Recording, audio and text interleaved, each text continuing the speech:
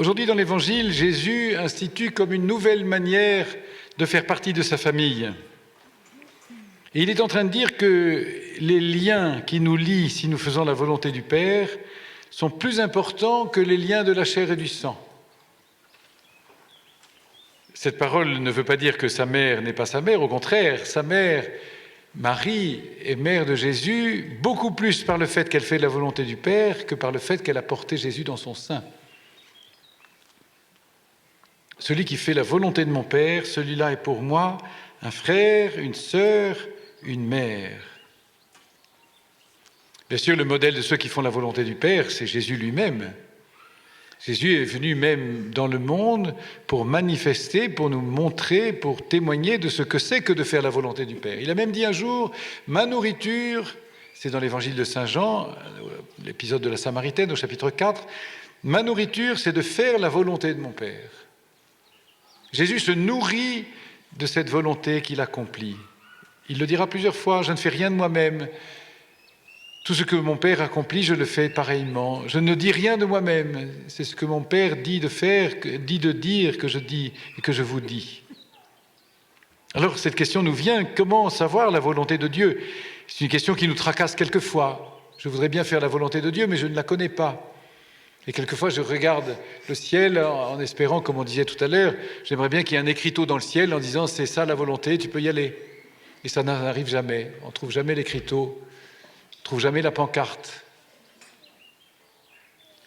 Un jour, à vrai dire 2 fois de suite, un jour au baptême de Jésus dans le Jourdain, et puis une autre fois pour les apôtres que Jésus avait choisis, les 3 privilégiés qui étaient montés sur la montagne pour la transfiguration, on avait entendu cette voix qui venait du ciel et qui disait « Celui-ci est mon Fils bien-aimé, en qui je trouve ma joie, écoutez-le ».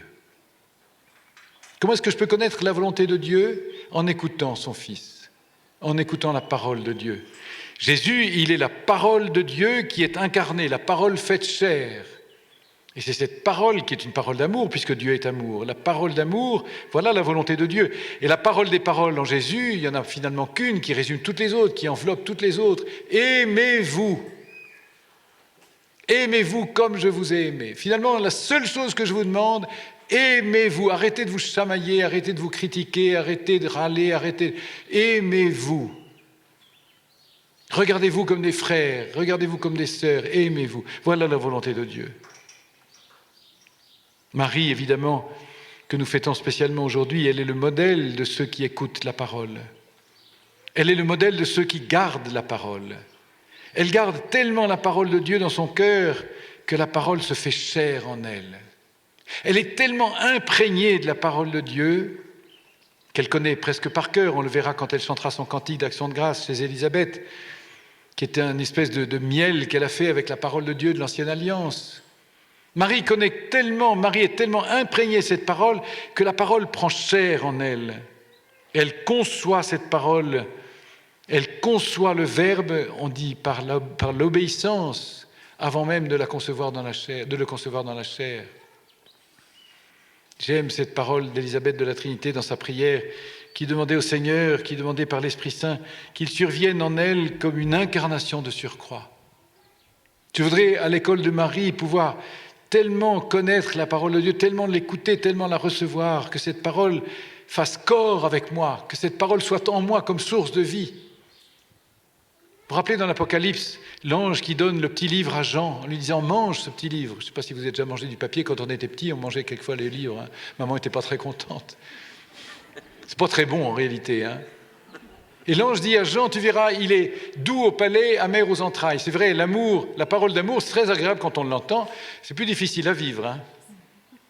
C'est très agréable de l'entendre, mais à vivre, c'est un peu amer quelquefois. Mais cette parole, elle sera comme une source de vie en moi. C'est Marie qui porte Jésus, mais c'est Jésus qui porte Marie, c'est Jésus qui la transporte. Marie est bienheureuse, Marie est mère, non pas parce qu'elle a enfanté Jésus selon la chair, mais parce qu'elle a porté la volonté de Dieu, elle a porté la parole de Dieu. Combien de fois je voudrais parler? Jésus est en train de parler aux foules, et puis il y a les frères et les sœurs de Jésus, ta mère et tes frères sont là au dehors qui cherchent à te parler. J'aimerais bien parler à Jésus et je parle tellement que je l'empêche de parler. Dans la prière, ça se fait souvent, ça. Je parle, je bavarde, et lui, il ne peut pas en placer une. Et puis, ce qu'il y a de bon, c'est que de temps en temps, je me plains. Mais oui, mais le Seigneur, il ne me dit rien. Mais forcément, vous êtes tout le temps en train de parler, il ne peut pas en placer une. Écoutez la parole de Dieu pour accomplir sa volonté.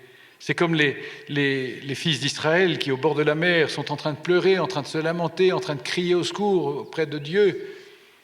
Et Dieu leur dit, au lieu de pleurer, au lieu de râler, fais ce que je te dis. Mais Seigneur, tu vois bien qu'il y a la mer devant, fais ce que je te dis.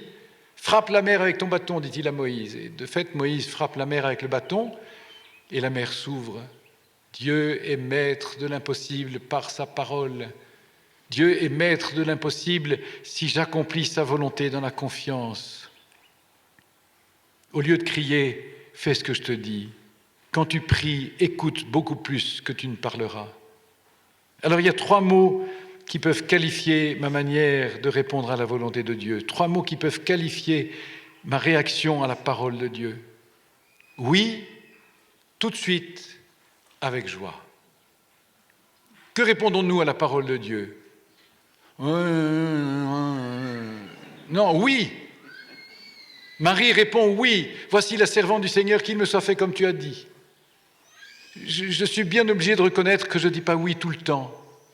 Enfin, j'essaye, mais mon oui n'est pas toujours franc et massif. Mon oui est souvent hésitant. Mon oui est quelquefois un petit peu renfrogné. Oui. Oui, tout de suite.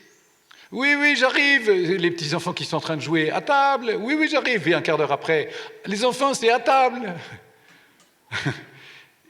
Et répondre à la volonté de Dieu, c'est tout de suite, c'est pas demain, c'est pas tout de suite. Oui, tout de suite. Marie, elle est prête tout de suite. Marie n'a pas des choses à régler avant. Elle est là, elle est disponible. Je suis bien obligé de reconnaître que je ne suis pas toujours disponible à la volonté de Dieu. J'aimerais bien faire partie de la famille de Dieu. Je ne ferai partie de la famille de Dieu que si je réponds oui tout de suite. Et pas seulement oui tout de suite, mais avec joie.